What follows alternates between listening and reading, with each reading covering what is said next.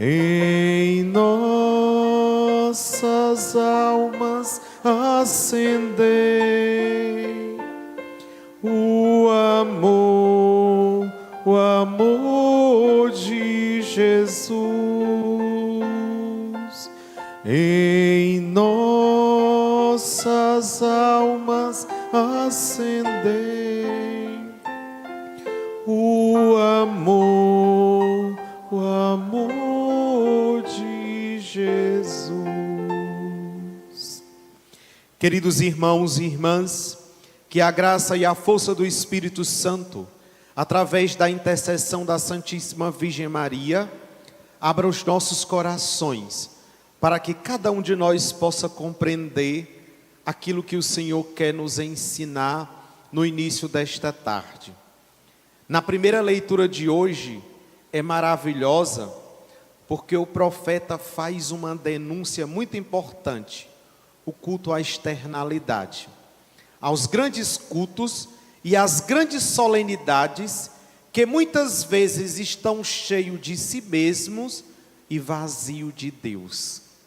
Não celebramos para nós, nem celebramos para nos engrandecer, mas celebramos para reconhecer a grandiosidade e o amor de Deus que Ele tem por nós.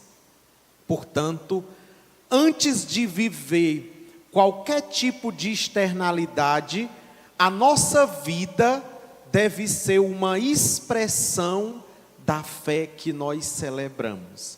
Aí começa a ter todo sentido.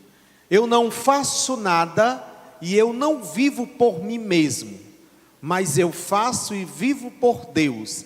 E a partir do momento que eu vou vivendo a minha fé, a externalidade vai acontecendo de uma maneira natural.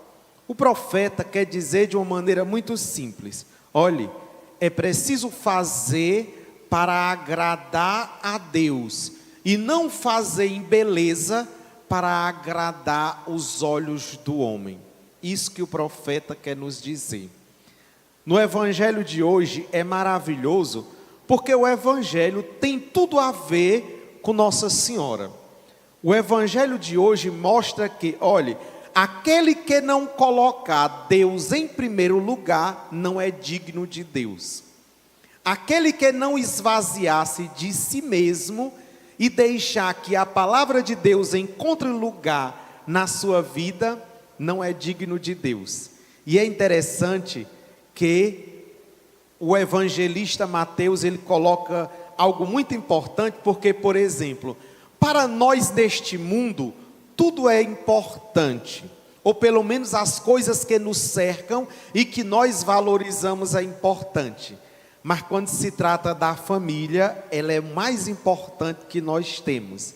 E está bem que assim seja, pelo valor que é próprio da família. Por isso, o profeta utiliza essa comparação da família para dizer: olhe, mesmo a sua família sendo o seu grande amor, ela não é sua por si mesmo. Ela só é sua porque Deus lhe deu. Portanto, é Ele quem deve estar em primeiro lugar. Porque tudo que você tem, se você tem uma família maravilhosa, filhos maravilhosos, marido maravilhosos, irmãos maravilhosos, tio maravilhosos, tudo isso é obra e graça de Deus. Portanto, é Ele o primeiro lugar, porque é Ele quem nos dá tudo necessário para manter a estrutura que nós temos. Por isso, o profeta utiliza, o evangelista utiliza essa linguagem da família para mostrar: é preciso colocar Deus em primeiro lugar na nossa vida. E se nós olharmos para a vida de Nossa Senhora, quem é Maria na história da igreja? Nós podemos ver, Maria era uma jovem que ela tinha sonhos como qualquer outra jovem no início do seu matrimônio. O sonho de constituir família, o sonho de ser mãe. Maria abriu mão de toda a sua vida, de todos os seus sonhos, para aceitar um projeto muito maior, o projeto de Deus. Portanto, Maria colocou Deus acima de todas as suas necessidades e vontades. Por isso, nós olhamos para Nossa Senhora de uma maneira muito clara e objetiva, como aquela que fez a vontade de Deus e colocou Deus em primeiro lugar. Por isso, ela continua sendo o protótipo e o modelo da vida cristã. Se todos os homens e mulheres do mundo fossem como Maria, virtuosos e obedientes à palavra de Deus. Não nos reunimos em torno de Maria por ela mesma, mas nos reunimos por aquilo que ela pode ser para nós. Um modelo daquela que colocou Deus em primeiro lugar, daquela que confiou em Deus, daquela que entregou a sua vida, mesmo sem saber o que ia acontecer, mas confiou plenamente na graça de Deus, deixou todos os seus projetos de maneira pessoal para abraçar um projeto muito maior, o projeto de salvação. No dia 13 de julho do ano de 1917, as crianças voltaram para a cova da Iria e ainda eles não sabiam quem era Maria. Eles só viram a senhora brilhante como o sol, pediu para que a gente retornasse. E aí, quando foi no dia 13, Lúcia com 10 anos, Francisco e Jacinta com 7 e 8 anos, então Lúcia faz uma pergunta muito bonita nesse dia. Senhora, a multidão já estava reunida e ela dizia assim: Senhora, não sabemos quem sois vós, mas o povo precisa de um milagre para acreditar. Então, a senhora, ela diz, no relato diz, a senhora tão bela quanto o sol, disse assim: diga para o povo que em 13 de outubro o milagre vai acontecer, o grande milagre do sol. E então, ela continua fazendo a revelação e diz: a igreja vai passar por muito sofrimento, a Rússia está caindo em erro, mas só uma coisa pode salvar o mundo e a guerra que está acontecendo: rezai o Santo Rosário. O Santo Rosário é a arma mais potente que nós temos contra o inimigo.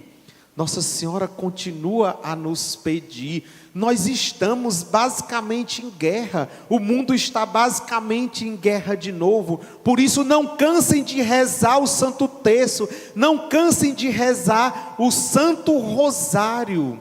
Porque o Santo Rosário é uma arma contra o inimigo. O inimigo se alastra no mundo e nós precisamos combater a partir da nossa vida de oração. Queridos irmãos e irmãs, rezai o Santo Terço diariamente.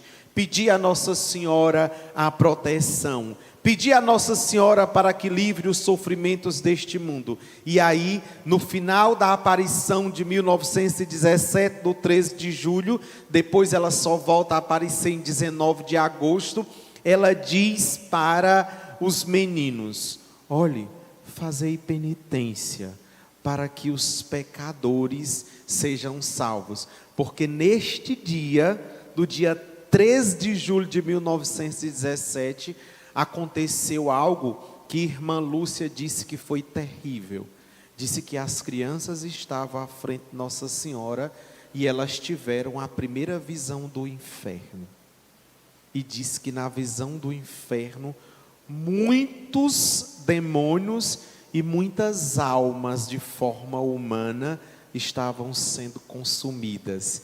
Então, ela diz: rezai para que os pecadores se convertam para não irem para o inferno.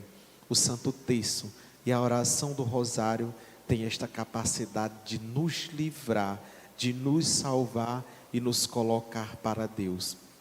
Que esta Eucaristia nos faça ter um coração como a Virgem Maria, abertos à graça de Deus e nos livre de todos os males e todos os perigos. Que esta Eucaristia nos coloque Maria como aquele modelo que pode nos livrar de todos os males. um modelo de um coração que acolhe a palavra de Deus, um modelo do coração que coloca Deus em primeiro lugar, porque reconhece que tudo que nós somos, que tudo que nós temos, só somos e temos por obra e graça de Deus.